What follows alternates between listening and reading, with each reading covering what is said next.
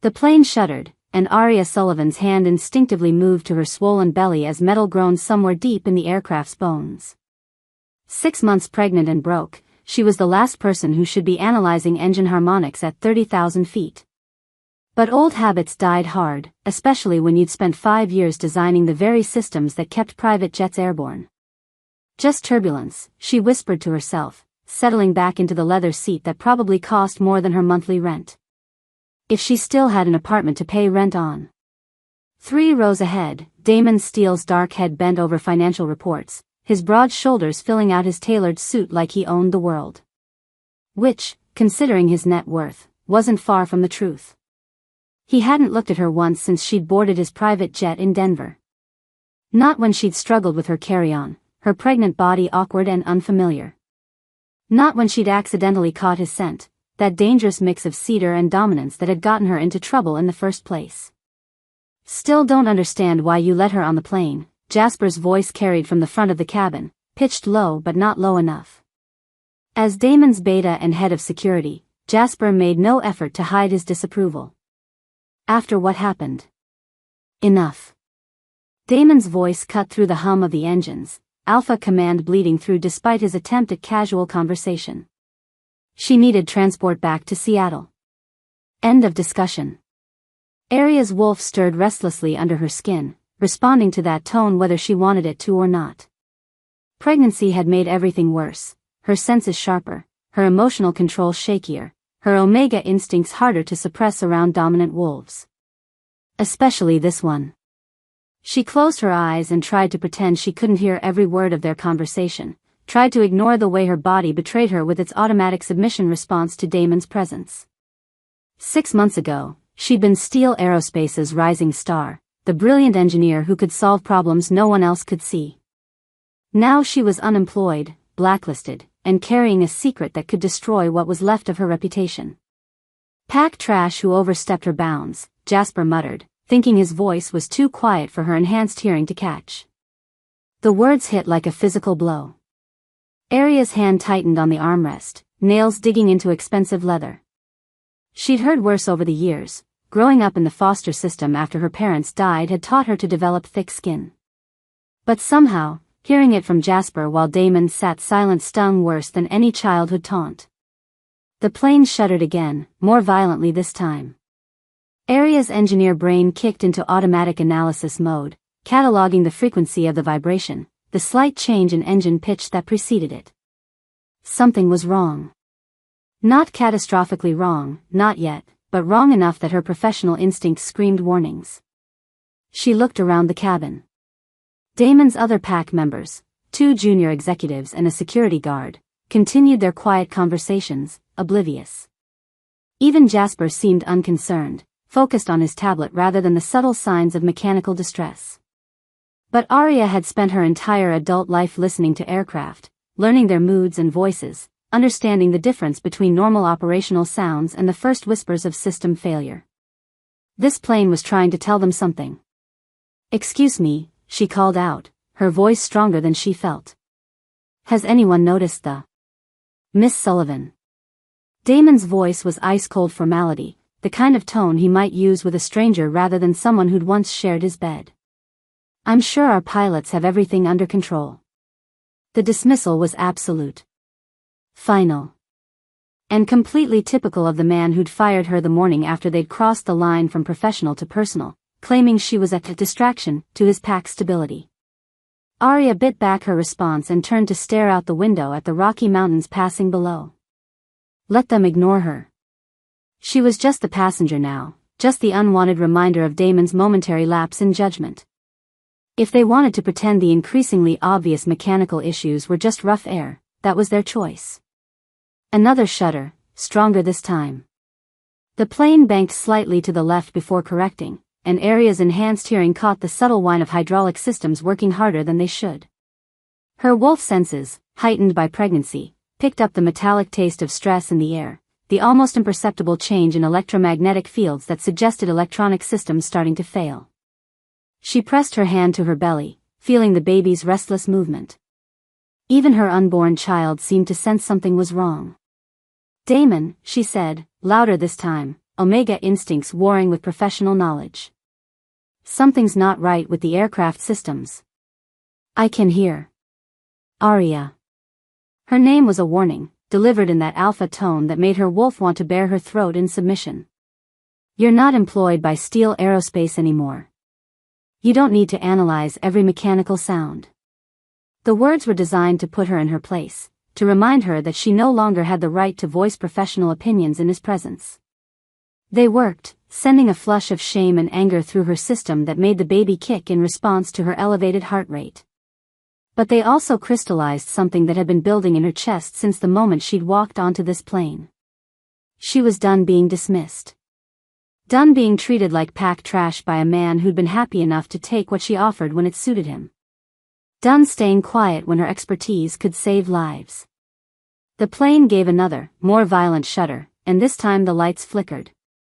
Arya unbuckled her seatbelt and stood, one hand braced against the cabin wall for balance, the other protective over her belly. Every instinct screamed at her to submit, to sit down and be quiet like a good Omega. But stronger than instinct was the knowledge burning in her engineer's brain, knowledge that could mean the difference between landing safely and becoming a smoking crater in the Colorado wilderness. Sit down, Arya. Damon's command was sharp enough to make Jasper look up from his tablet, to make the other pack members turn and stare. No. The word came out steadier than she felt, backed by 6 months of pregnancy hormones and 5 years of professional expertise. You can fire me, you can blacklist me, you can call me pack trash if it makes you feel better about what happened between us. But I will not sit here quietly while this plane falls apart around us. Damon's eyes went wolf-bright with anger at her defiance, his alpha power pressing against her like a physical weight. You're being hysterical. Pregnancy hormones. The lights went out completely. In the sudden darkness, filled with the sound of engines that no longer sounded quite right and the sharp intake of breath from 6 very powerful werewolves who just realized that maybe, just maybe, they should have listened to the pregnant Omega in the back of the plane, Arya Sullivan smiled grimly. Still think I'm being hysterical? Chapter 2. Emergency lighting flickered on, casting eerie red shadows across the cabin as the plane bucked like an angry bronco. Arya gripped the nearest seat back, her pregnant body fighting to maintain balance as the aircraft lurched violently to the right. What the hell? Jasper's voice cut off as sparks erupted from an overhead panel, showering the cabin with brilliant orange light. The intercom crackled to life, filled with static and the sound of labored breathing. This is Captain Morrison. We're experiencing multiple system failures. Please remain calm and, the transmission dissolved into electronic squealing before cutting out entirely. Arya's enhanced hearing caught what the others missed, the subtle change in the port engine's rhythm, the way the starboard engine was working harder to compensate, the almost inaudible whine of hydraulic fluid under pressure. But worse than the mechanical sounds was what she didn't hear, the steady beep of navigation systems, the hum of the fly-by-wire computers that kept modern aircraft stable. Everyone buckle in, Damon commanded, his alpha authority cutting through the rising panic of his pack members. But even his voice carried an edge of uncertainty that made Arya's wolf whimper in response. The plane dropped suddenly, falling through an air pocket that left Arya's stomach somewhere near her throat. Around the cabin, expensive items became projectiles, tablets, coffee cups, briefcases, all flying through the air as gravity temporarily abandoned them. Shit! The curse came from Derek, one of Damon's junior executives, as a laptop computer narrowly missed his head. Through the chaos, Arya heard something that made her blood run cold, silence from the cockpit. No radio chatter, no calm pilot voices running through emergency procedures. Just an ominous quiet that spoke of disaster. She forced herself toward the front of the plane, one hand pressed protectively over her belly, the other using seat backs for support as the aircraft continued its erratic flight path. Each step was a battle against gravity and her own body's limitations, but her engineer's brain was screaming warnings that overrode every other instinct. Arya, get back to your seat. Jasper grabbed her arm as she passed his row. You're pregnant, for Christ's sake. This is no time for. Let go of me. Her voice carried an authority that surprised them both. Something's wrong in the cockpit.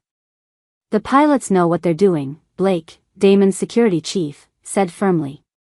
He was a mountain of a man, built like a linebacker, with the kind of presence that usually ended arguments before they started. Sit down before you get hurt. Another violent shudder ran through the plane, and this time the emergency lighting failed completely. In the darkness, Arya heard the unmistakable sound of metal fatigue, a high-pitched whine that spoke of structural components pushed beyond their limits. Listen, she said urgently, her wolf senses picking up details the others missed. Do you hear that? The engines are out of sync. The hydraulic pressure is dropping. And when's the last time you heard anything from the cockpit? As if summoned by her words, a scream echoed from the front of the plane, raw, agonized, and cut short by a sickening thud. Damon was out of his seat in an instant, moving with inhuman speed toward the cockpit door. Arya followed, ignoring the protests from his pack members, ignoring the way her swollen belly made every movement awkward and uncertain. The cockpit door was locked, but Damon's enhanced strength made short work of it. The scene that greeted them was a nightmare. Captain Morrison slumped over the controls, his face gray and slack, while his co-pilot hung unconscious in his harness, blood trickling from a head wound where he'd struck the instrument panel. Heart attack, Arya diagnosed, checking Morrison's pulse with steady fingers despite the plane's continued bucking. He's alive, but barely. Help me get him away from the controls. For a moment, Damon hesitated. His pride, his alpha instincts, everything in his nature rebelled against taking orders from someone he deemed unworthy of his pack. But as the plane lurched again, more violently than before, survival instinct overrode ego. Together, they lifted Morrison's dead weight away from the pilot's seat. Arya slipped into it, her hands immediately flying over the controls with the kind of muscle memory that came from years of training and natural aptitude. What are you doing? Damon demanded, but his voice held more fear than anger now. What needs to be done? Arya's fingers danced over switches and dials, her engineer's mind cataloging the cascade of failures displayed on the instrument panel. We've lost primary flight computers, backup navigation, and most of the hydraulic systems. Someone needs to fly this plane manually, and I'm the only one here who knows how. You're not a pilot, Jasper said from the doorway, his face pale in the red emergency lighting. You're an engineer. I'm a flight engineer who's logged over 1,000 hours in simulators and another 500 in actual flight time, Arya shot back, fighting to keep the plane level as another system alarm began screaming. I know this aircraft better than anyone because I helped design half the systems that are currently failing. She pulled back on the yoke, feeling the sluggish response of manual controls as the fly-by-wire computer struggled to interpret her inputs through damaged circuits. The plane was fighting her, every input delayed or distorted by the cascade of electronic failures. This isn't possible, Derek said, crowding into the cockpit doorway with Blake. System failures don't just happen. Not like this. Not all at once. Arya's hands stilled on the controls for just a moment as the implications hit her. You're right. This isn't mechanical failure. Her voice was grim as she switched to emergency frequencies, trying to raise air traffic control through the static. Someone did this deliberately. This is sabotage. The word hung in the air like a death sentence. In the red-lit cockpit, surrounded by the sound of failing systems and labored breathing, the truth was as clear as it was terrifying. Someone had tried to kill them all. That's impossible, Damon said, but his voice lacked conviction. Who would? Viktor Resnick. The name came out like a curse. Your business rival who's been trying to acquire Steele Aerospace for the past 2 years. The one who made threats after you refused his last buyout offer. Damon's face went stone cold. Viktor wouldn't dare. Wouldn't he? Arya fought to keep the plane steady as another hydraulic line failed, making the controls even more sluggish. Think about it. You die in a tragic accident, your company's stock plummets, and suddenly his acquisition bid looks a lot more attractive to your board of directors. Another alarm began screaming, this one indicating engine temperature spikes. Arya's hands moved automatically, shutting down non-essential systems and rerouting power to keep the critical flight controls online. Every decision was a calculated risk, every action balanced against the possibility of making things worse. Even if you're right, Blake said grimly, what can we do about it now? We're 30,000 feet over the Rockies with no working navigation and a pregnant woman flying the plane. This pregnant woman, Arya said through gritted teeth, is the only reason you're not already dead. And for your information, I'm not just any flight engineer. She flipped a series of switches in rapid succession, bringing backup systems online that the others didn't even know existed. The instrument panel flickered, and suddenly half the dead screens came back to life. I designed the emergency backup protocols for this exact aircraft model, she continued, her voice steady despite the sweat beading on her forehead. Every redundant system, every failsafe, every last resort option, I built them all into the design specifications. Damon stared at her, understanding dawning in his dark eyes. The Collins Project. The backup systems you were working on when you fired me, Arya finished coldly. Yes. Because you thought I was a distraction to pack stability. Because you couldn't handle the idea that an Omega might be smarter than you. The plane lurched again, and she fought to compensate, feeling the baby kick in protest at her elevated stress levels. Her enhanced senses were picking up new problems now, the scent of overheated electronics, the taste of smoke in the recycled air, the sound of metal components pushed beyond their design limits. The backup systems, Jasper said urgently. If you designed them, can you get us down safely? Arya's laugh was bitter. I can try. But there's one small problem. She gestured at the instrument panel, where critical systems continued to show red warning lights. Damon fired me before the backup protocols were fully implemented. We're flying on half-finished failsafes and emergency systems that were never properly tested. The silence that followed was deafening, broken only by the sound of struggling engines and increasingly urgent system alarms. Outside the cockpit windows, the Rocky Mountains stretched endlessly below them, beautiful and deadly in the afternoon sun. So what you're saying, Damon said slowly, is that our survival depends on systems you designed but never got to finish. Exactly. Arya's hands never stopped moving, constantly adjusting controls as new failures cascaded through the aircraft systems. The good news is, I know every shortcut and workaround built into these systems. The bad news is, we're essentially test pilots for technology that was never meant to fly. Another violent shudder ran through the plane, and this time Arya felt something fundamental shift in the aircraft's response. The port engine was failing completely now, its death throes sending vibrations through the entire airframe.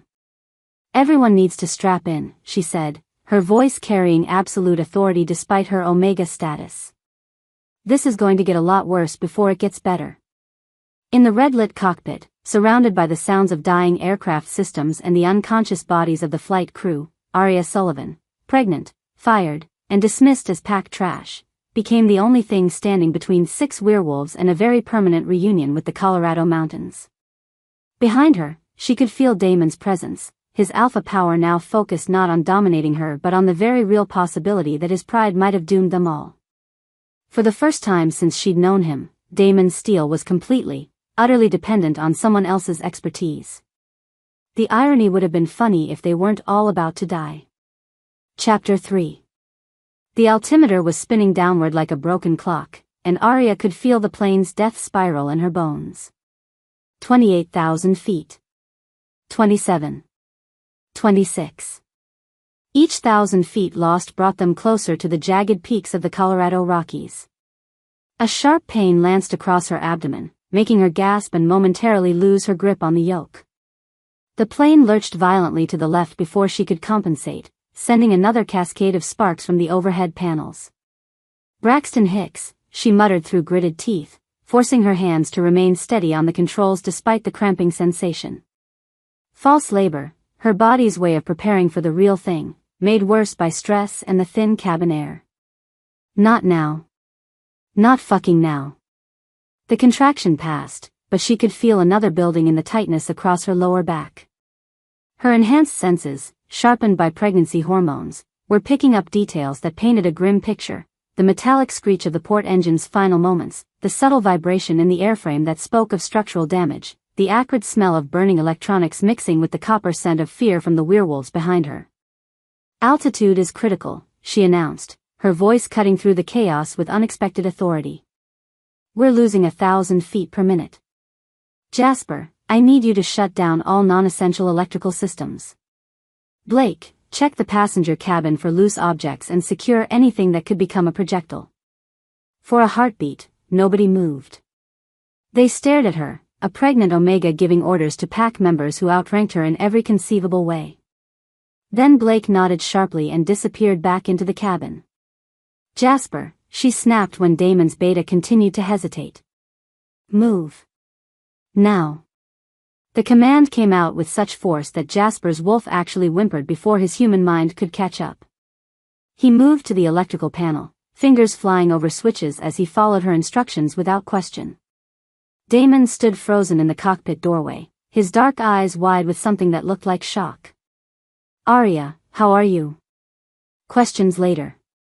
Action now. Another contraction hit, stronger this time, and she rode it out while manually adjusting the trim tabs to keep the plane from spinning into an unrecoverable dive. Damon, I need your strength. The manual controls are getting heavier as we lose hydraulic pressure. I can't handle them alone. He didn't move. His alpha pride warred visibly with the reality of their situation, his wolf instincts confused by an Omega displaying dominance behaviors that should have been impossible. 24,000 feet. 23. Damon. The roar that came out of her throat carried every ounce of authority she'd been hiding for years, every bit of leadership potential that she'd been taught to suppress as an Omega. Get your ass over here and help me fly this plane, or we all die. Your choice. The sheer force of the command hit him like a physical blow. For a moment, his eyes flashed gold with his wolf's confusion and submission response. Then training kicked in, and he moved to the co-pilot's seat, his hands joining hers on the heavy controls. The difference was immediate. With Damon's enhanced strength supporting her efforts, she could feel the plane's response improve. Not by much, they were still falling like a stone, but enough to give her hope that she could find a controlled crash site instead of simply auguring into the mountainside. How is this possible? Derek's voice came from behind them, filled with awe and terror. She's an Omega. Omegas don't command alphas. Shut up, Blake growled, returning from his cabin check. I don't care if she's a fucking poodle as long as she can land this thing. Arya would have smiled if she hadn't been fighting another contraction while simultaneously trying to restart the port engine. The restart failed, the engine was too damaged, but she managed to feather the propeller to reduce drag. Emergency landing protocols, she announced, her enhanced hearing picking up the subtle changes in air pressure that indicated they were descending through different atmospheric layers. We're not making it to an airport. I need terrain options. Blake, get on the emergency radio and try to raise rescue services. Tell them we're a Gulf Stream in distress, approximately 50 miles southwest of Denver, losing altitude fast. Her pregnancy-heightened senses were working overtime now, processing information faster than ever before. She could smell the difference in air quality as they descended, could feel the minute changes in barometric pressure, could hear the way the failing engine's vibrations were affecting the airframe's structural integrity. But more than that, she could sense the pack's emotional state through the complex web of pheromones and micro-expressions that werewolves used for communication. Fear, yes, but also something else, respect. For the first time in her life, she was being seen not as a submissive Omega but as a leader in her own right. The realization was intoxicating and terrifying in equal measure. There, Damon said suddenly, pointing through the windscreen at a relatively flat stretch of valley floor between two mountain ridges. That meadow. It's our best option. Arya followed his gaze and ran rapid calculations in her head. Distance, angle of approach, terrain conditions, wind patterns. Too short. We'd overshoot and hit those trees at the far end. She adjusted their heading slightly. But there, see that frozen lake? If the ice is thick enough to support us. That's a hell of a gamble, Jasper said, his face pale as he watched the altimeter continue its relentless countdown. Everything's a gamble now. Another contraction hit, and this time Arya couldn't completely suppress her grunt of pain. The baby was responding to her stress, moving restlessly as if sensing the danger they were all in. 15,000 feet. 14. 13. Arya, Damon's voice was gentler now, filled with concern that he'd never shown her before. The contractions. Are you going into labor? Braxton Hicks, she repeated firmly, though privately she was beginning to wonder. The pains were coming more frequently now, and with each one, her wolf seemed to grow stronger, more protective, more dominant. My body's just preparing. It's normal. Normal. As if anything about this situation could be called normal. A pregnant Omega commanding a pack of alphas while crash-landing a sabotaged aircraft. She'd have laughed if she'd had the breath for it. The lake was growing larger through the windscreen now, its frozen surface gleaming like polished steel in the afternoon sunlight. From their current angle, it looked smooth enough for an emergency landing, but appearances could be deceiving. Ice that looked solid from altitude might be riddled with weak spots that would send them straight through to the frigid water below. Landing gear, she decided. We'll try to set down with wheels. If the ice breaks, at least we'll have some chance of staying afloat until rescue arrives. The gear might not deploy, Jasper warned. We've lost most of our hydraulic systems. Then we'll use the manual backup. Arya's hands were already moving to the emergency controls, muscle memory guiding her through procedures she'd practiced countless times in simulators. Damon, when I tell you, pull that red handle. Hard. It'll drop the gear mechanically. He nodded, his earlier resistance replaced by absolute trust in her expertise. The change in his demeanor was startling, where once he'd dismissed her opinions, now he hung on her every word like a lifeline.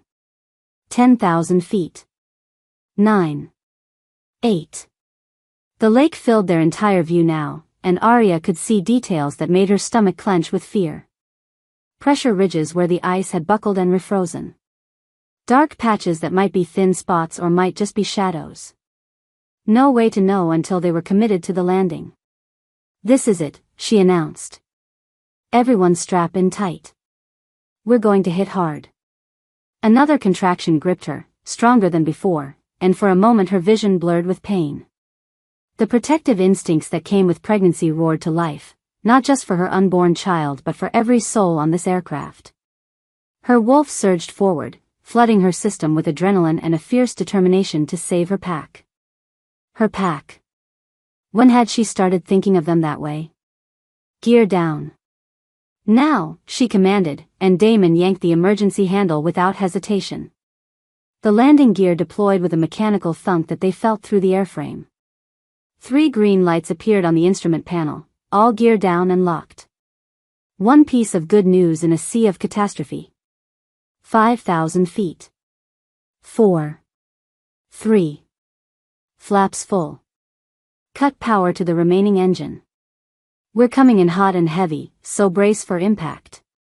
Her voice remained steady despite the fear coursing through her veins, despite the contractions that were coming almost continuously now. The ice rushed up to meet them with terrifying speed. At the last second, Arya pulled back on the yoke, trying to flare the aircraft for a gentler touchdown. The plane responded sluggishly, its damaged systems fighting her every command. 2,000 feet. 1,000. 500. Hold on, she screamed. The main gear touched down on the frozen lake with a bone-jarring impact that sent shock waves through the aircraft. For a heart-stopping moment, the ice held. Then it began to crack with sounds like gunshots, spider-web fractures racing away from their touchdown point in all directions. The plane bounced once, twice, then settled onto the surface as Arya fought to keep it straight with the rudder pedals. Behind them, a rooster tail of ice chunks and frigid water marked their passage across the lake surface. Reverse thrust, she shouted, but there was no response from the remaining engine. Manual brakes. Damon was already there, helping her stomp on the brake pedals with enhanced werewolf strength. The plane slowed, but they were still moving too fast, still heading toward the rocky shoreline at the far end of the lake. We're not going to stop in time, Derek said, his voice tight with fear. Yes, we are. The command in Arya's voice brooked no argument. She yanked on the emergency brake handle, engaging systems that shrieked in protest but held. The plane shuddered to a stop with less than 50 yards to spare before the tree line. For a moment, absolute silence filled the cockpit. Then Jasper started laughing, high, slightly hysterical laughter that spoke of relief and disbelief in equal measure. "We're alive," Blake said wonderingly. "Holy shit, we're actually alive." But Arya wasn't listening to the celebration. Her enhanced senses were picking up new information: the groan of ice under their weight, the smell of aviation fuel leaking from damaged lines, the taste of smoke that meant fires were still smoldering somewhere in the aircraft systems. And underneath it all, a new scent that made her wolf whimper with recognition and need. "We need to evacuate," she said, already unbuckling her harness. "The ice won't hold our weight much longer, and we've got fuel leaks. This plane is going to be a fireball in about 10 minutes. As if summoned by her words, the acrid smell of smoke grew stronger. "Move," she barked, and this time no one hesitated to follow her orders. In the space of 30 minutes, everything had changed. The Omega who'd been dismissed as pack trash had just saved all their lives, commanding Alphas with an authority that defied every rule of werewolf hierarchy. And as they prepared to evacuate onto the frozen wilderness of a Colorado lake, Arya Sullivan realized that the contractions racking her body weren't false labor after all. Her baby was coming, whether she was ready or not. Chapter 4. The ice beneath the aircraft groaned ominously as Arya hauled herself out of the pilot's seat, one hand pressed to her lower back where the contractions were building to a crescendo she could no longer deny. Real labor. Not Braxton Hicks, not stress responses. Her body was preparing to deliver her child in the middle of a frozen Colorado wilderness with a damaged plane that could explode at any moment. "Emergency evacuation," she commanded, her voice steady despite the pain radiating through her abdomen. "Jasper, grab the emergency kit from the rear compartment. Blake, help me get the pilots out. Derek, check for any communications equipment that's still functional." But as she moved toward the unconscious Captain Morrison, something on the co-pilot's tablet caught her eye. The screen was cracked but still functional, displaying what looked like code, lines of programming that made her engineer's blood run cold. "Son of a bitch," she breathed, sinking heavily into the co-pilot's seat as another contraction hit. This wasn't mechanical failure. This was deliberate. Damon appeared at her shoulder, his presence both comforting and infuriating. "What are you talking about? Look at this." She pointed to the tablet screen with a shaking finger. "Someone hacked into our fly-by-wire system remotely. See these command sequences? They're designed to create cascading failures, make it look like mechanical problems while systematically shutting down every backup system." The code was elegant in its maliciousness, each line designed to create the appearance of random system failures while actually following a predetermined sequence. Whoever had written it knew Steel Aerospace's aircraft intimately, understood exactly which systems to target and in what order. "Victor," Damon growled, his wolf eyes flashing gold with rage. "That bastard actually tried to kill us." "Not us," Arya corrected, scrolling through more of the malicious code despite the cramping pain in her belly. "You. This attack was specifically targeting this aircraft, this flight plan, this passenger manifest. Victor didn't know I'd be on board." She found what she was looking for buried in the code's metadata, a digital signature that made her gasp. "Jesus Christ, Damon. He has someone inside your company. Someone with access to your most secure systems." The implications hit them both simultaneously. If Victor had a mole in Steel Aerospace, then this wasn't just about a business rival trying to eliminate competition. This was corporate espionage on a massive scale, with attempted murder thrown in as a bonus. "Who?" Damon's voice was deadly quiet. "Who in my company would?" A massive crack echoed across the lake as the ice beneath them shifted under the aircraft's weight. Water began seeping up through the fissures, dark and deadly cold. "Speculation later," Arya grunted, hauling herself upright as another contraction peaked. "Survival now. We need to get off this ice before." The tablet in her hands chimed with an incoming message. Despite everything, the failing ice, the labor pains, the smoke beginning to fill the cabin, she looked at the screen and felt her blood turn to liquid nitrogen. The message was simple, sent from an encrypted account: "Congratulations on surviving round 1. Round 2 begins now." VR. He's watching us, she whispered. Victor's monitoring our emergency transponder. He knows we survived. Before Damon could respond, the sound of helicopter rotors echoed across the frozen lake. But instead of the rescue aircraft they'd been hoping for, this helicopter bore no rescue markings. It circled the downed plane like a predator, and Aria's enhanced hearing picked up something that made her wolf snarl with protective rage. That's not rescue, she said grimly. They're armed. The first gunshot shattered the cockpit window 6 inches from Damon's head. The second and third sent the pack diving for cover as bullets sparked off the aircraft's fuselage. Get down! Blake roared, his military training kicking in as he assessed their tactical situation. We're sitting ducks out here. But Aria wasn't moving. Another contraction was building, stronger than before, and through the pain she was calculating angles, distances, possibilities. Her engineer's mind was running survival scenarios even as her body prepared to bring new life into this nightmare. The fuel tanks, she said through gritted teeth. If they rupture the fuel tanks, the explosion will take out anyone within 100 yards. Including us, Jasper pointed out grimly. Not if we're not here. She struggled to her feet, one hand braced against the cockpit wall. There's an emergency raft in the rear compartment. We get to the shore, we might have a chance.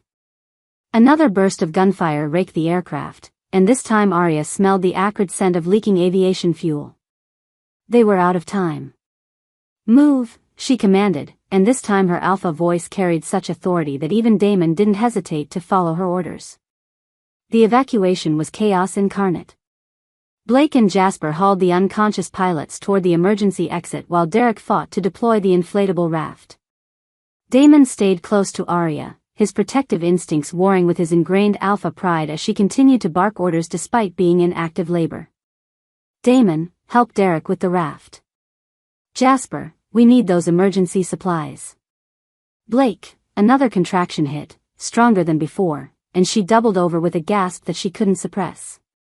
Aria, Damon's voice was gentler now, filled with concern that cut through her pain. How far apart are the contractions? 3 minutes, she admitted, hating the vulnerability in her voice. Maybe less. His face went pale. Christ.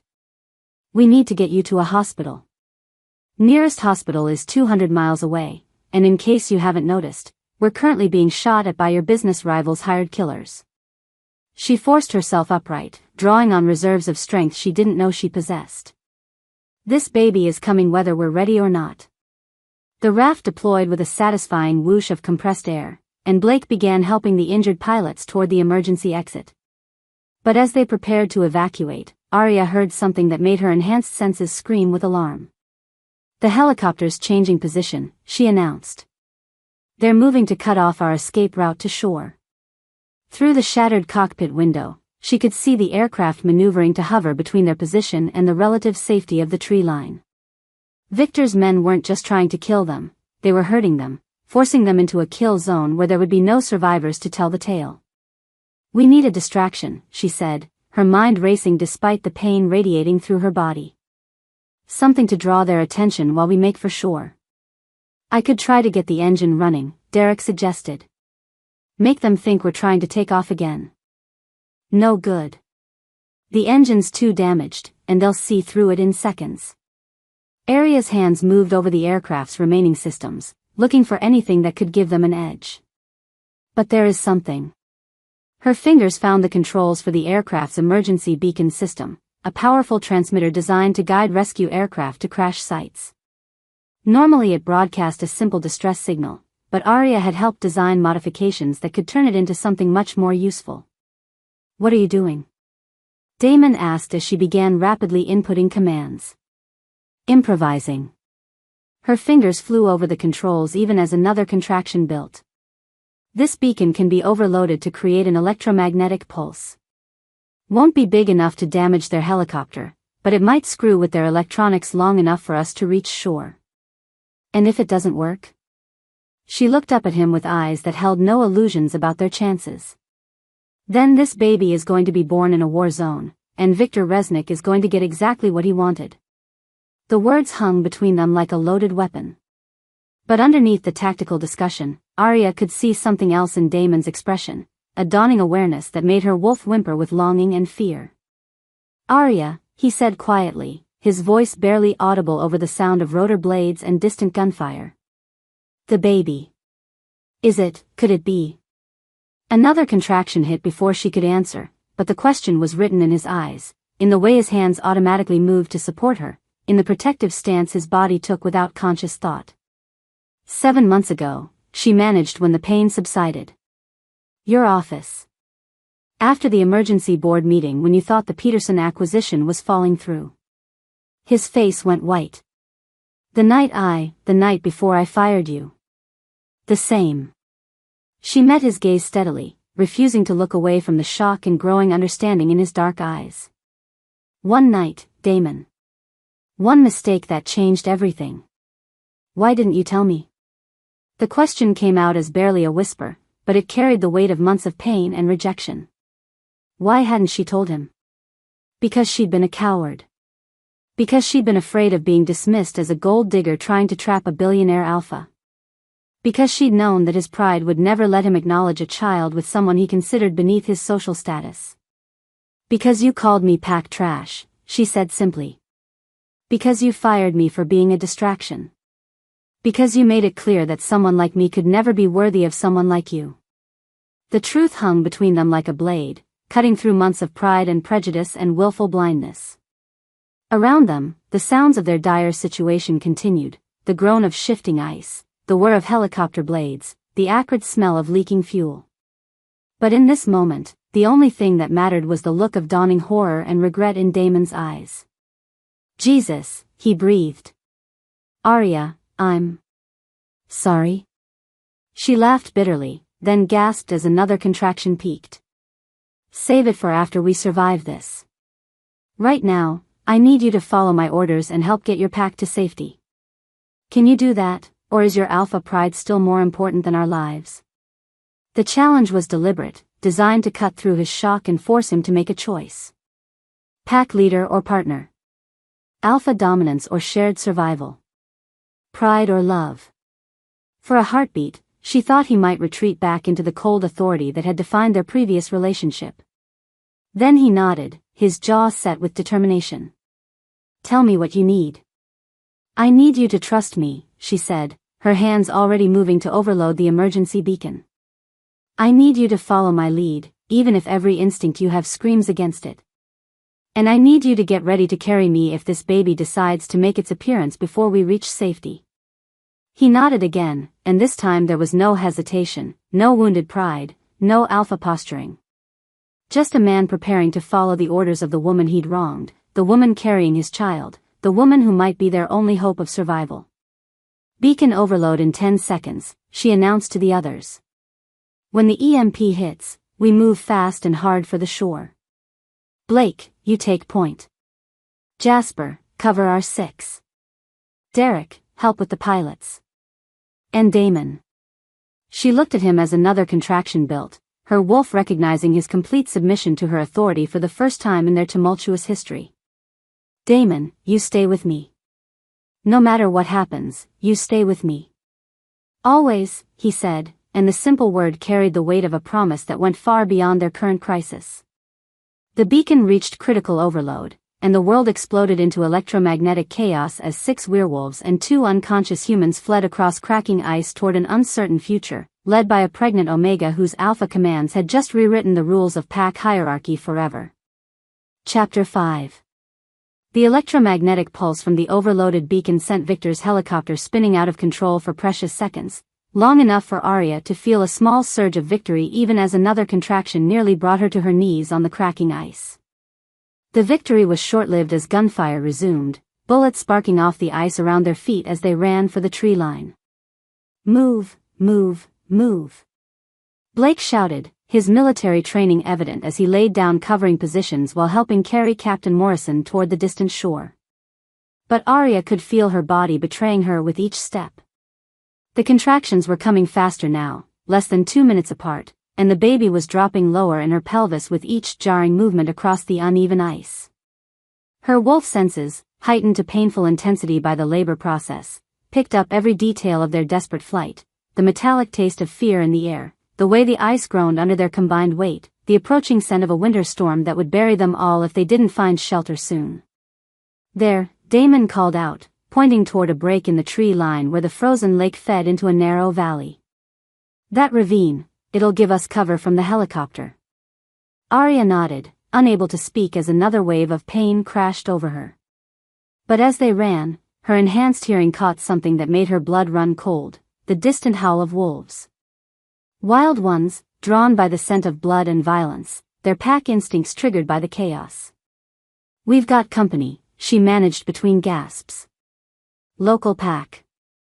They smell the blood." "How many?" Jasper asked grimly, helping Derek drag the unconscious co-pilot across the ice. Arya tilted her head, listening to the complex harmonies of the approaching howls. Her wolf senses translated the calls automatically: territorial warnings, hunting coordination, pack movement patterns. "At least 8. Maybe 12. And they're hungry." The helicopter was regaining control, circling back for another attack run. Behind them, the abandoned aircraft was beginning to burn as leaking fuel finally found an ignition source. Ahead of them lay a frozen wilderness where hungry wolves waited in the gathering darkness. "Perfect," Blake muttered. "Attacked by hired killers, stalked by wild wolves, and our pilot is about to give birth in a blizzard. This day just keeps getting better." They reached the tree line just as the next burst of gunfire shattered the ice where they'd been standing moments before. The ravine Damon had spotted provided blessed cover from the helicopter, but it also trapped them in a narrow canyon with limited escape routes. "Shelter," Arya gasped, leaning heavily against a snow-covered boulder as another contraction peaked. "We need, oh God, we need shelter now." The baby was coming whether they were ready or not. She could feel the pressure building, her body's ancient programming taking over despite the impossible circumstances. This child had chosen the worst possible moment to make its entrance into the world. "The plane wreckage," Derek suggested, looking back toward the burning aircraft. "We could use pieces to build." "Too far," Damon cut him off, his alpha instincts fully focused on protecting Arya now. "And too exposed. We need something here, something defensible." Blake was already moving, his tactical mind assessing their options. "There's an overhang about 50 yards up the ravine. Natural windbreak, good sight lines, only one approach. We can fortify it with fallen timber." But as they began moving deeper into the canyon, the wild wolf howls grew closer. Arya's pregnancy-heightened senses could pick out individual voices now, a large alpha male leading the pack, several females, juveniles eager for their first taste of combat. They were being hunted by creatures who saw them as either prey or territorial intruders. "Damon," she said quietly, catching his arm as another wave of pain threatened to buckle her knees. "I need to tell you something. About what I am. About why I could command your pack back there." He helped her navigate around a fallen log, his strength supporting her when her own body failed. "What do you mean?" "I'm not." She paused, gathering strength for words that would change everything between them. "I'm not just an Omega. I'm something else. Something rare." The howls were getting closer now, and above them the helicopter circled like a mechanical vulture. But Damon's attention was completely focused on her, his dark eyes searching her face for answers to questions he'd never thought to ask. "What are you talking about?" "Alpha Omega hybrid," she said simply. "It's why I could give orders that your pack had to follow. Why I never quite fit the submissive Omega role. Why your father's old advisors told you I was inappropriate for pack membership." The words hung between them as they reached Blake's chosen shelter, a natural cave formation carved into the canyon wall by centuries of water erosion. It wasn't much, but it was defensible and hidden from aerial view. "That's impossible," Jasper said, overhearing as they helped the injured pilots into the cave. "Alpha Omega hybrids are myths. Genetic impossibilities. Tell that to the pack members who just spent an hour following my orders without question," Arya shot back, then doubled over as the strongest contraction yet gripped her body. "Oh God, this baby is coming now." The cave was barely large enough for all of them, but Blake and Derek quickly began fortifying the entrance with fallen branches and stones while Jasper tended to the injured pilots. Damon stayed with Arya, his hands gentle as he helped her settle on a makeshift bed of pine boughs and emergency blankets from the aircraft's survival kit. "How is this possible?" he asked quietly, his voice filled with wonder and growing understanding. "Alpha-Omega hybrids haven't been documented in over a century." "Because we're usually killed as children," Arya said grimly, breathing through another wave of pain. "Too dangerous to the established power structure. Too threatening to traditional pack hierarchy. My parents hid what I was, taught me to suppress the alpha traits and present as Omega only." Outside the cave, the first wild wolf howl echoed much closer than before. Blake appeared at the cave mouth, his expression grim. "They're here," he announced quietly. "At least 10 individuals, surrounding our position. And the helicopter's still circling, waiting for us to make a move." But Arya was beyond caring about external threats. Her body had taken over completely now, ancient biological imperatives overriding everything else. The baby was coming, and nothing, not hired killers, not wild wolves, not the worst blizzard of the decade, was going to stop it. "Damon," she gasped, reaching for his hand. "I need you to catch the baby. Can you do that?" His face went white, but he nodded. "Tell me what to do." What followed was the most surreal hour of any of their lives. While Blake and Derek fought off probing attacks from the wild wolf pack, while Jasper tried to raise rescue services on a damaged radio, while Victor's helicopter circled overhead like a mechanical predator, Arya Sullivan gave birth to her child in a cave in the Colorado wilderness. The labor was fast and brutal, her Alpha-Omega hybrid nature making everything more intense.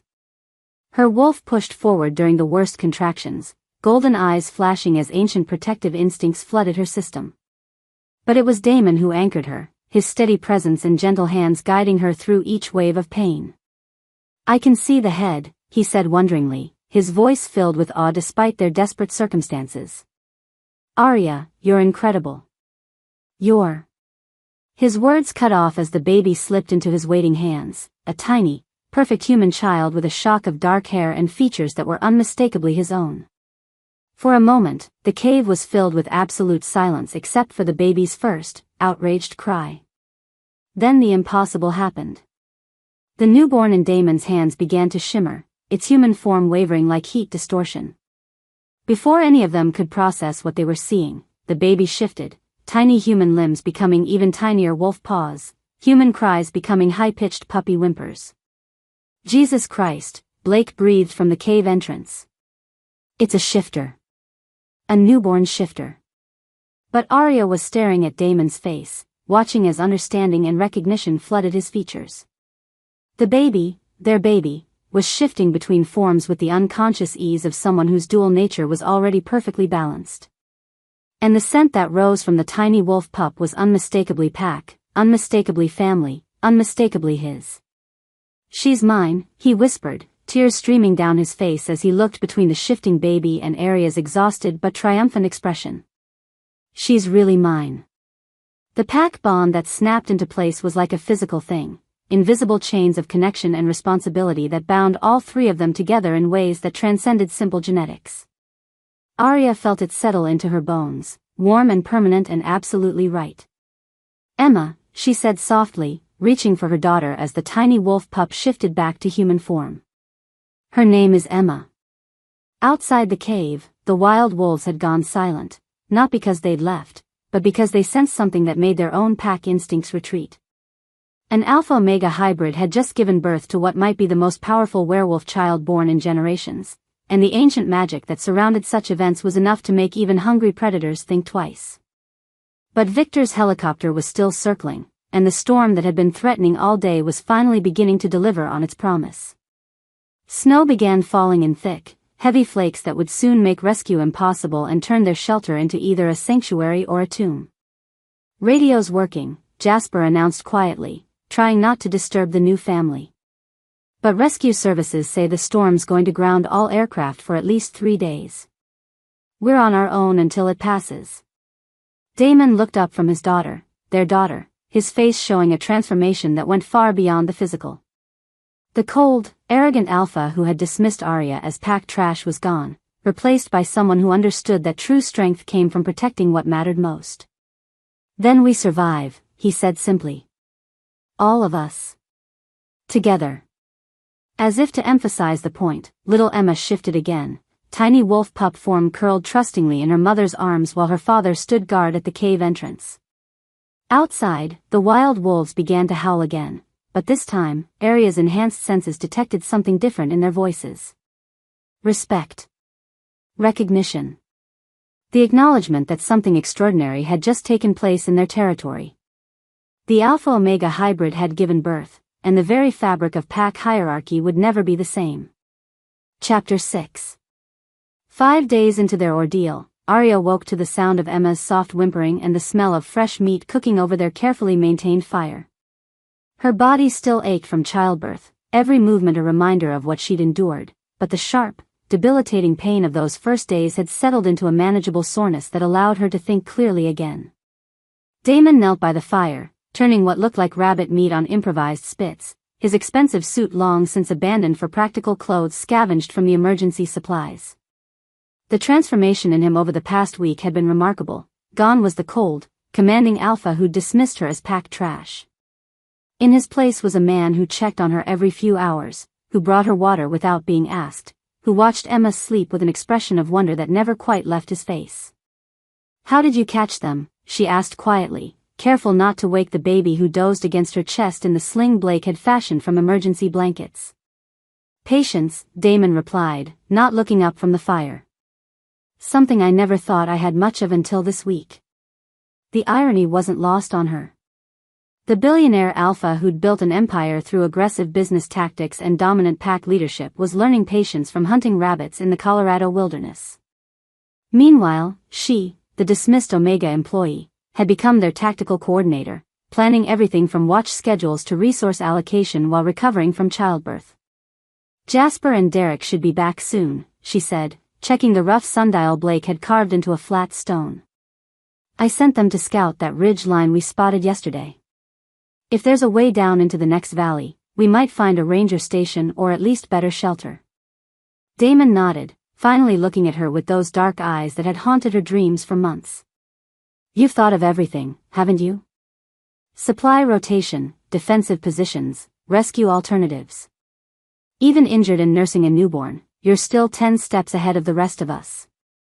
There was no condescension in his voice, no alpha posturing. Just genuine admiration mixed with something that might have been regret. Arya shifted Emma to her other arm, using the movement to buy herself time to process the change in him. "I've had a lot of time to think this week," she said carefully. "About a lot of things. Including why you never told me about Emma." The words hung between them like a challenge. They'd danced around this conversation for days, both of them too focused on immediate survival to dig into the painful history that had brought them to this point. But now, with Blake standing watch at the cave entrance and the others temporarily absent, there was nowhere left to hide. "You want the truth?" Arya's voice was steadier than she felt. "I didn't tell you because I knew exactly what would happen. You'd have assumed I was trying to trap you, trying to use pregnancy to elevate my social status in the pack. You'd have paid me off and shipped me somewhere far away where your reputation wouldn't be damaged by association with pack trash." Daemon flinched as if she'd struck him. "Arya, I never." "Never what?" "Never called me pack trash.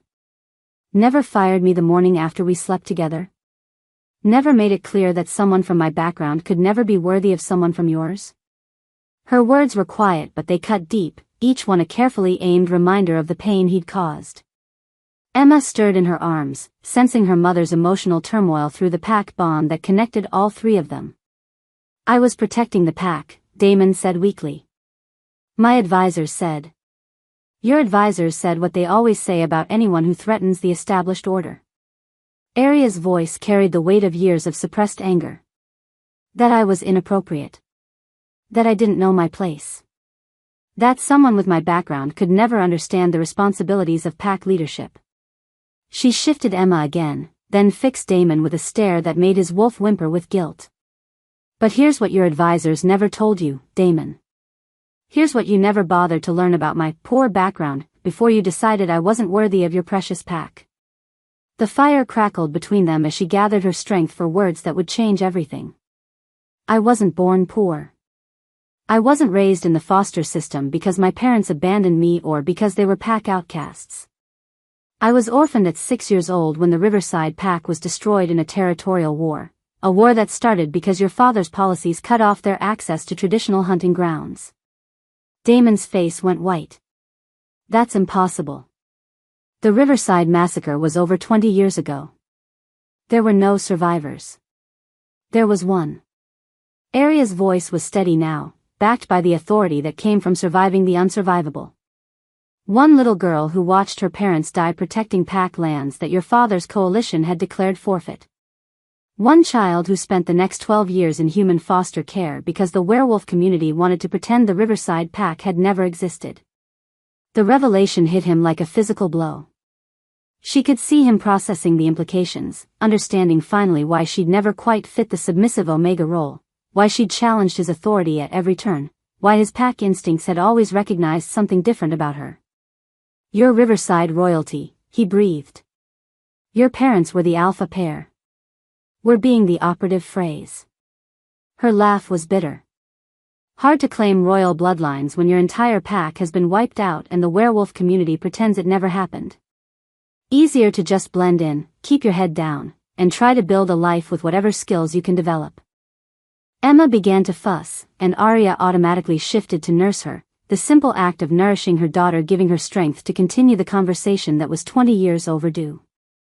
So you see, she said quietly, when you dismissed me as pack trash, when you decided I wasn't worthy of your attention beyond one night of sex, you weren't just rejecting some low-status Omega.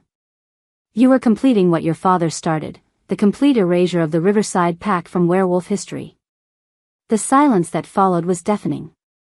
Damon stared at her with growing horror, finally understanding the full scope of what he'd done, the generational trauma he'd perpetuated without ever bothering to learn the truth. Arya, I had no idea. If I'd known. You'd have what? Treated me differently because I had the right bloodlines? Accepted me because my parents were alphas instead of rejecting me because you thought they were nobodies? She shook her head sadly. That's the problem, Damon. It shouldn't matter what my background is. What should matter is that I was brilliant at my job, that I solved problems no one else could handle, that I saved your company millions of dollars with my innovations. It does matter, he said urgently. You matter. Your ideas, your leadership, your... He was interrupted by Blake's sharp whistle from the cave entrance, the agreed-upon signal for immediate danger. Both of them went still, their enhanced senses automatically scanning for threats. Company, Blake called softly. Armed. At least 4 individuals moving up the ravine. Arya's blood turned to ice. Victor had found them. How? Damon demanded, moving to the cave entrance while Arya quickly secured Emma in her makeshift sling. Blake's expression was grim. Satellite thermal imaging, probably. Our fire's been burning for days, anyone with the right equipment could track the heat signature. Through the cave opening, Arya could hear the subtle sounds of people moving through the forest, the crunch of snow under boots, the whisper of fabric against branches, the metallic click of weapons being readied. Her Alpha-Omega hybrid senses painted a tactical picture that made her stomach clench with fear. Professional soldiers, she diagnosed quietly. Military-grade equipment. They're not here to take prisoners.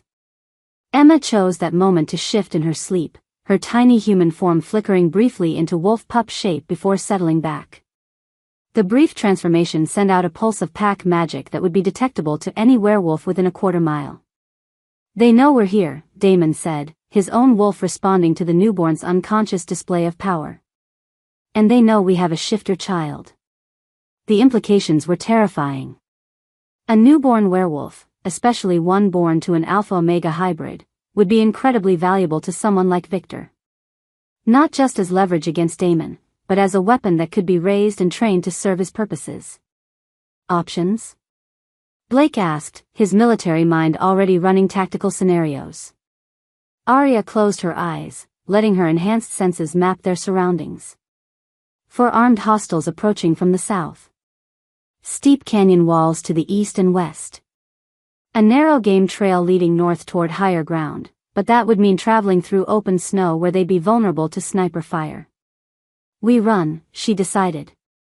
North trail, single file, use the tree cover as long as possible. You just gave birth 5 days ago, Damon protested. You can't handle that kind of physical stress. I can handle whatever I have to handle to protect our daughter. The authority in her voice made both men step back instinctively. Blake, grab the emergency supplies. Damon, help me secure Emma for travel.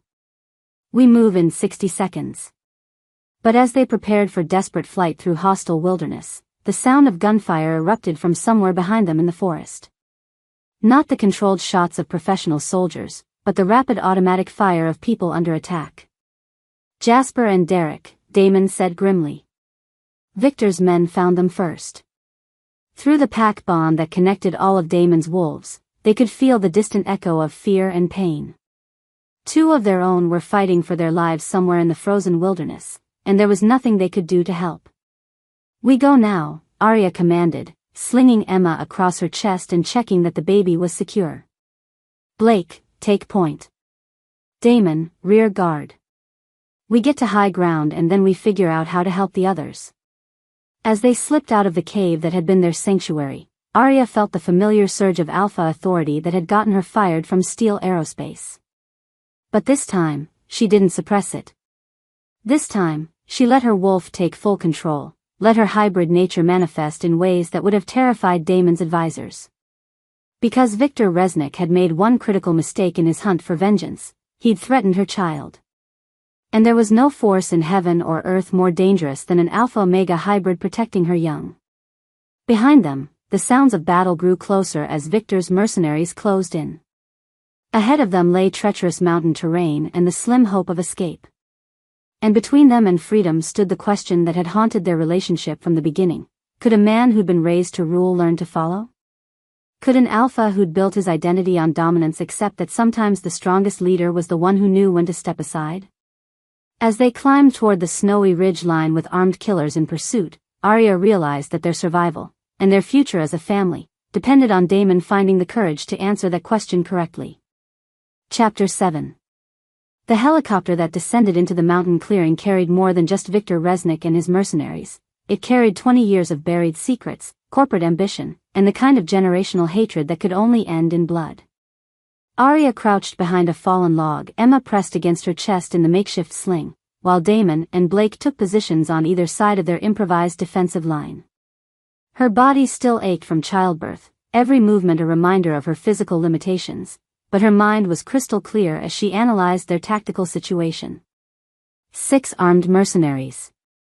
1 helicopter pilot. Viktor himself, stepping out of the aircraft like he was arriving at a board meeting instead of orchestrating multiple murders in the Colorado wilderness. Behind them, the wreckage of Damon's jet still smoldered, providing both cover and a grim reminder of how this nightmare had started. Damon Steele. Viktor's voice carried easily across the clearing, amplified by supernatural hearing and arrogant confidence. I know you're out there. You and your little Omega whore and that bastard child. Arya felt Damon's wolf surge with rage at the insult, his body tensing for an attack that would get them all killed. She caught his arm, her touch gentle but her voice carrying absolute authority. Stay down, she whispered. Let him talk. Arrogant men always reveal more than they should.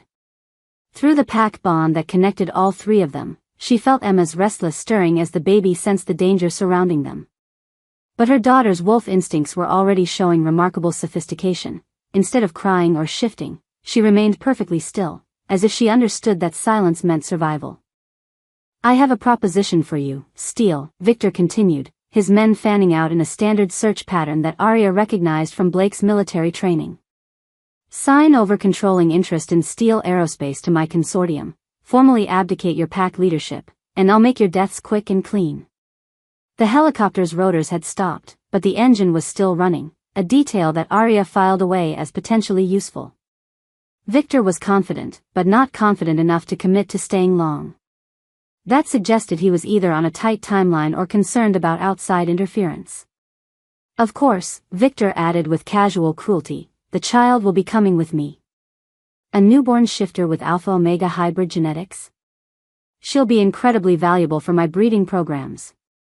The words hit Arya like physical blows, each one stoking the protective fury that had been building in her chest since the moment Emma was born. Her wolf snarled with homicidal intent, alpha instincts demanding she tear Victor's throat out for threatening her young. But her human mind was already working on a better solution. Blake, she whispered, so quietly that only werewolf hearing could pick up the words. How many grenades in the emergency kit? 2 smoke, 1 fragmentation, he replied without taking his eyes off the approaching mercenaries. Perfect.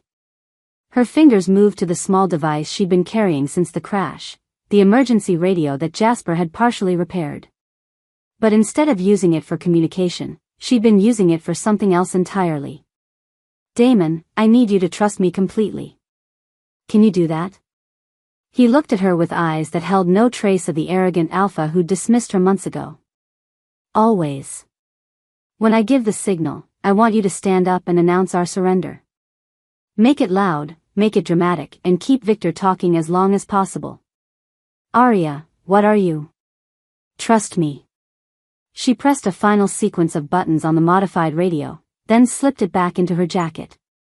20 years of hiding, 20 years of suppressing her true nature, 20 years of letting others underestimate her capabilities. All of it was about to end.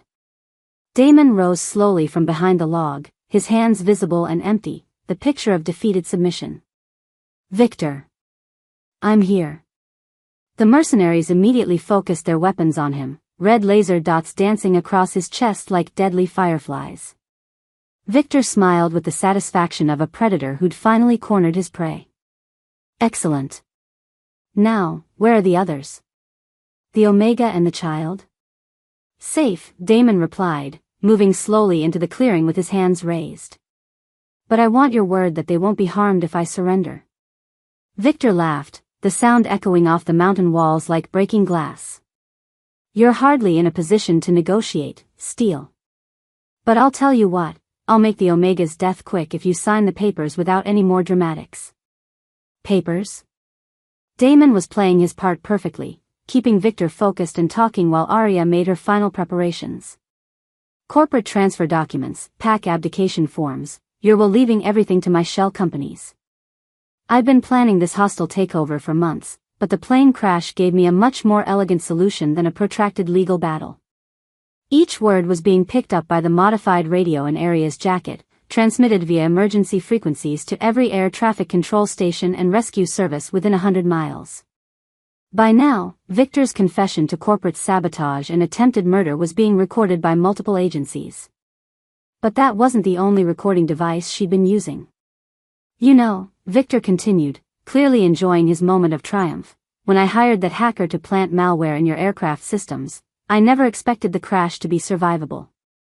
You really should be dead by now. The hacker, Damon pressed, still playing for time. Someone inside my company?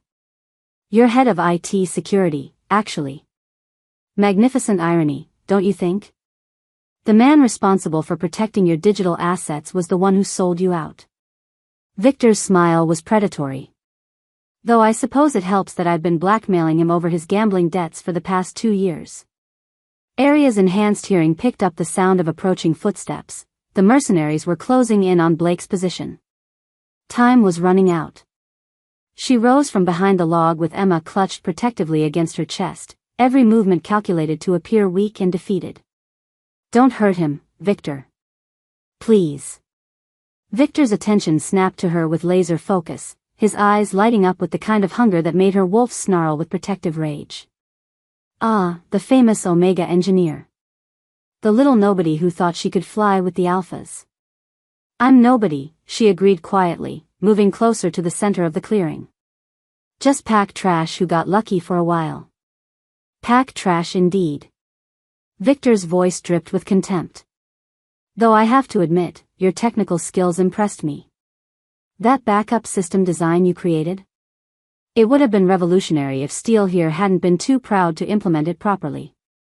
Each step brought her closer to the helicopter, closer to the wreckage of the jet, closer to the tactical position she needed. Behind Victor, his mercenaries were focused on maintaining their perimeter, confident that a wounded Omega with a newborn posed no threat. They were about to learn how wrong they could be. "Actually, Victor," she said, her voice still soft but carrying an undertone that made several of the mercenaries shift uncomfortably, "there's something you should know about my background. Something that might change your perspective on this whole situation. Nothing about you could possibly interest me beyond your value as leverage against Steel." Arya smiled, and for the first time since this nightmare began, the expression carried genuine warmth. "See, that's where you're wrong. Because I'm not actually pack trash at all." She pressed a concealed button on the device hidden in Emma's sling, not the radio this time, but something much more sophisticated. Around the clearing, small electronic devices that Blake had been placing over the past hour began to emit high-frequency sounds that would be inaudible to human ears but devastating to werewolf hearing. The mercenaries staggered, clutching their heads as the sonic assault scrambled their enhanced senses. In the confusion, Blake and Damon moved with supernatural speed, taking down two of the gunmen before they could recover. But Arya's attention was focused entirely on Victor, who was staring at her with growing recognition and horror. "You're dead," he breathed. The Riverside pack was wiped out. There were no survivors. There was one. Arya's voice carried the full authority of her Alpha-Omega hybrid nature now, no longer hidden or suppressed. One little girl who was placed in witness protection by the Werewolf Council. One heir to pack royalty who spent 20 years living under a false identity. The truth hit Victor like a physical blow. "You're not just some nobody Omega. You're Arya Riverside," she confirmed, her voice carrying the weight of royal bloodlines and generational power. Daughter of Alpha Marcus and Luna Catherine Riverside. Sole surviving heir to one of the most powerful werewolf packs in North American history. The sonic devices continued their assault on the remaining mercenaries, but Victor seemed immune to everything except the growing horror of his situation. He'd spent months orchestrating the perfect crime, only to discover that his primary target was protected by someone whose political connections made his corporate ambitions look like a child's game. "The Council will never. The Council has been looking for an excuse to strip your pack of territorial rights for years," Arya cut him off. "Corporate sabotage, attempted murder, kidnapping, conspiracy, should I continue? You've just handed them everything they need to destroy you completely." Behind Victor, his helicopter pilot was frantically trying to restart the rotors, clearly realizing that their tactical situation had shifted dramatically. But Arya had planned for that contingency too. "Blake," she called, her voice carrying absolute command authority. "Now." The fragmentation grenade arced through the air with military precision, detonating near the helicopter's tail rotor in a shower of sparks and twisted metal. The aircraft settled to the ground with finality, its escape capability permanently disabled. "You bitch," Victor snarled, his own wolf finally emerging as his human facade cracked under pressure. "I'll kill you and that bastard child both." He lunged toward her with inhuman speed, claws extended and eyes blazing gold with supernatural fury. But Arya was ready for him, her own wolf surging forward to meet the threat with 20 years of suppressed rage and protective instincts that would not be denied. The fight was brief and brutal. Victor was larger, stronger, and more experienced in combat. But Arya was protecting her child, defending her mate, and fighting with the accumulated fury of 2 decades of hiding her true nature. When it was over, Victor lay unconscious in the snow while Emma slept peacefully against her mother's chest, apparently unbothered by the violence that had erupted around her.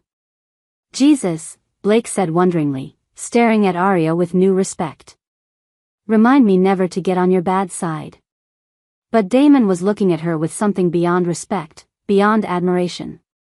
He was looking at her with the recognition that came from finally seeing someone clearly for the first time. "You planned all of this," he said. "The recordings, the sonic devices, the tactical positioning. You've been 10 steps ahead of us from the moment we crashed." "Leadership isn't about being the strongest or the loudest," Arya replied, gently adjusting Emma's position in the sling. "It's about seeing solutions that others miss, protecting the people who depend on you, and knowing when to fight and when to think." Around them, the surviving mercenaries were surrendering to Blake's military efficiency, their weapons confiscated and their hands secured with zip ties from the emergency kit. In the distance, the sound of approaching helicopters announced the arrival of rescue services who'd been tracking the emergency transmissions. "You saved us all," Damon said quietly. "Your intelligence, your planning, your leadership, you saved everyone." "We saved each other," she corrected. "That's what pack means, Damon. Not hierarchy, not dominance, not bloodlines or social status.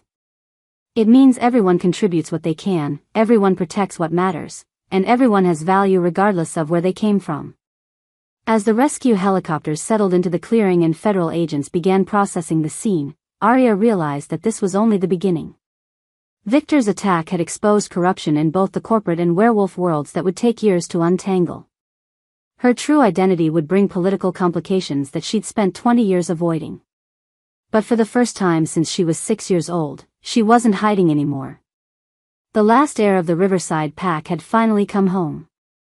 Chapter 8. The Werewolf Council chambers had never hosted a gathering quite like this one.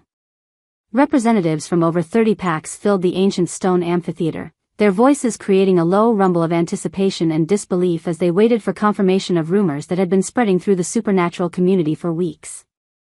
Arya stood at the center of it all, Emma sleeping peacefully in her arms while the political machinery of werewolf society slowly ground toward recognition of truths that had been buried for 20 years. She wore a simple black dress that did nothing to diminish her natural authority, her posture radiating the confidence of someone who had finally stopped hiding what she was. "The DNA analysis is conclusive," Elder Nathaniel announced, his ancient voice carrying to every corner of the chamber. "Arya Sullivan is indeed Arya Riverside, sole surviving heir to the Alpha bloodline of the Riverside Pack. Her parents' deaths have been officially ruled as murders orchestrated by the territorial coalition that included the Steel Pack leadership of that era." A collective intake of breath rippled through the assembly.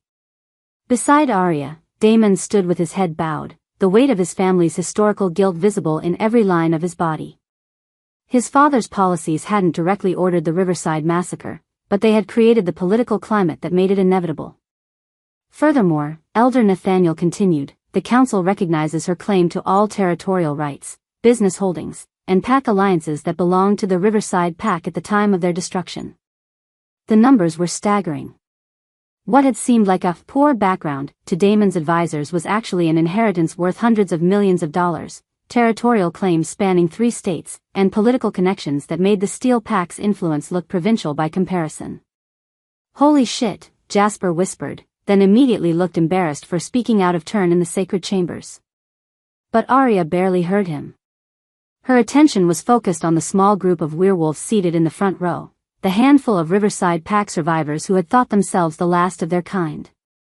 They stared at her with expressions ranging from wonder to desperate hope, elderly wolves who had spent 2 decades believing their pack's royal bloodline was extinct. "Our Alpha," breathed Helena Riverside, the former Pack Beta who had become their unofficial leader in exile. "You're really alive." The emotional weight of the moment threatened to overwhelm Arya's carefully maintained composure. These people had lost everything because of political machinations they couldn't control, scattered to the winds and forced to live as lone wolves or attach themselves to other packs as permanent outsiders. And now they were looking at her as their salvation, their path back to the pack identity they'd been forced to abandon. "I'm alive," she confirmed, her voice carrying easily through the chamber despite its gentleness. "And I remember. I remember all of you." The reunion was interrupted by Elder Nathaniel's ceremonial staff striking the stone floor 3 times. "The Council recognizes Arya Riverside's claim to her hereditary titles and territories. However, there remains the question of current pack affiliations and leadership structures." This was the moment Arya had been preparing for since the rescue helicopters had lifted them out of the Colorado wilderness 3 weeks ago. The moment when 20 years of hiding would be balanced against the political realities of the werewolf world. "With respect, Elder Nathaniel," she said, shifting Emma to her other arm with practiced ease, "I have no intention of simply reclaiming my family's territories and pretending the past 20 years never happened." Confused murmurs rippled through the assembly. Traditional werewolf law was clear: she had every right to demand the restoration of her pack's lands and the punishment of those who had destroyed them. The fact that she seemed to be rejecting that path was unprecedented. I've spent 2 decades living in both the human and werewolf worlds, she continued, her voice gaining strength as she outlined the vision that had been forming in her mind. I've seen how our rigid adherence to traditional hierarchy and territorial boundaries limits our potential for growth and innovation.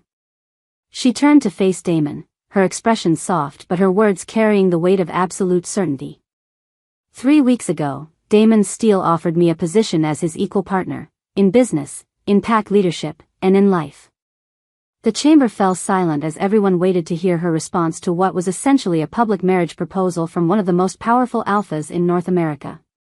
I'm flattered by the offer, she said, loud enough for every werewolf in the chamber to hear.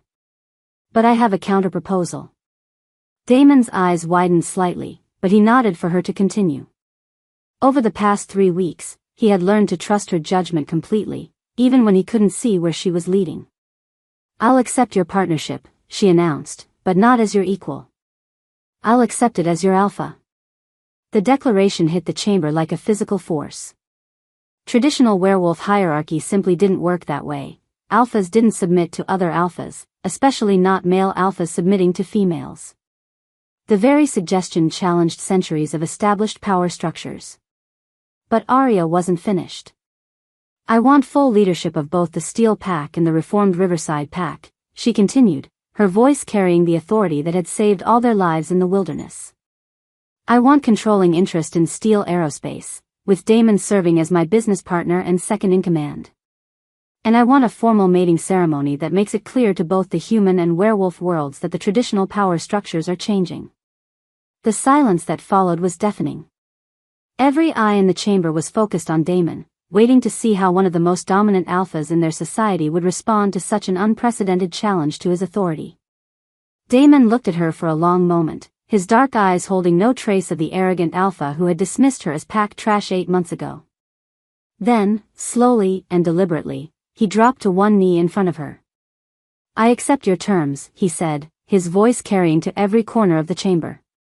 You saved my life, you saved my pack, and you've shown me what real leadership looks like. I would be honored to serve as your beta and your mate. The gasps and shocked murmurs from the assembly were almost drowned out by Helena Riverside's sharp intake of breath. A voluntary submission, the elderly beta whispered. I haven't seen one of those in 40 years. But Elder Nathaniel was smiling, his ancient eyes bright with something that might have been approval. The council recognizes the proposed arrangement, subject to the formal challenges period and the completion of proper mating rituals. Actually, Arya said, reaching into the briefcase that Blake had been carrying for her, there's one more thing everyone should know before we proceed. She pulled out a thick legal document bearing the letterhead of Boeing Commercial Airplanes. I've been offered the position of Chief Technology Officer for Boeing's next-generation aircraft development program. The salary and benefits package is substantial. She handed the document to Elder Nathaniel, who scanned it quickly before his eyebrows rose in surprise. 8-figure annual compensation, plus equity participation and research budgets in the hundreds of millions. The implications rippled through the chamber as everyone processed what this meant. Arya didn't need Damon's wealth. She didn't need his business connections or his pack's resources. She was choosing him, choosing this arrangement, because she wanted to, not because she had to. So you see, she said, looking directly at Damon with an expression that held both love and challenge, I'm not interested in your money or your social status. I want your heart, your loyalty, and your trust in my ability to lead us all towards something better than what we've had before. Damon's response was immediate and absolute. You have them. All of them. For as long as you'll have me. The formal mating ceremony took place 3 days later, but it was unlike any werewolf wedding in recorded history. Instead of the traditional ritual where the female submitted to the male's leadership, Damon publicly pledged his loyalty and obedience to Arya's authority. Their vows were spoken in front of representatives from both packs, making it clear that this wasn't just a marriage but a fundamental shift in power structures. When they exchanged the ritual bite marks that would bind them for life, the pack magic that flowed between them was unlike anything the older werewolves had ever experienced. It spoke of partnership and shared strength rather than dominance and submission, creating bonds that enhanced both of them rather than diminishing one for the benefit of the other. 6 months later, Arya stood in the executive boardroom of Steel Aerospace, now officially renamed Riverside Steel Industries, reviewing quarterly reports that showed profits up 40% and innovation metrics that had attracted attention from aerospace companies worldwide. The new propulsion systems are testing even better than projected, Damon reported, sliding a tablet across the conference table. Boeing wants to accelerate the development timeline and increase their investment by another $200 million. She nodded absently, most of her attention focused on the baby monitor that showed Emma napping peacefully in the adjoining nursery. At 8 months old, their daughter was already showing signs of the extraordinary abilities she'd inherited from both parents, shifting between human and wolf forms with unconscious ease, displaying pack awareness that shouldn't develop for years, and radiating the kind of natural authority that made even adult werewolves instinctively defer to her wishes. The merger with the Riverside survivors is proceeding smoothly, Jasper added from his position as pack coordinator. Helena says the territorial integration should be complete within another month. Blake, now serving as head of security for both the pack and the company, looked up from his own reports. No more incidents with Victor's remaining associates. The federal prosecution is moving forward, and the Werewolf Council has formally stripped his pack of all territorial rights. It was a remarkable transformation from the desperate situation they'd faced in the Colorado wilderness. The combined Riverside Steel Pack now numbered over 300 members, controlled territories across 5 states, and wielded political influence that extended to the highest levels of both human and werewolf society. But the most remarkable transformation was in Damon himself. "There's one more thing," he said, his tone suggesting something more personal than business. "The council has formally requested that you consider taking a seat as an elder. You'd be the youngest in their history, but given everything that's happened." Arya looked up from the reports, studying her mate's face with the intimate knowledge that came from months of shared leadership and deeper emotional connection than she'd ever thought possible. "What do you think?" she asked, genuinely curious about his opinion. It was a question she asked often, not because she needed permission for her decisions, but because she valued his insights and wanted him to feel genuinely included in the leadership process. "I think," Damon said carefully, "that you're already reshaping werewolf society whether you hold an official title or not. The question is whether you want to do it from inside the traditional power structure or from outside it." She smiled, recognizing the political sophistication that had made him a successful business leader even when his personal prejudices had blinded him to other truths. "And what would my devoted beta recommend?" The title was spoken with warmth rather than mockery, but it still made him flush slightly with pleasure. The power dynamic between them had taken months to settle into something comfortable for both of them, but the result was a partnership that felt more natural and sustainable than any relationship either of them had experienced before. "Your devoted beta," he said, moving around the table to stand behind her chair, "recommends that you do whatever feels right for our family and our pack. The formal titles are less important than the reality of what you've already accomplished." Emma chose that moment to wake up, her soft babbling coming through the monitor along with the subtle sounds of shifting that meant she was cycling between her human and wolf forms. Arya stood immediately, her maternal instincts overriding everything else, but Damon was already moving toward the nursery door.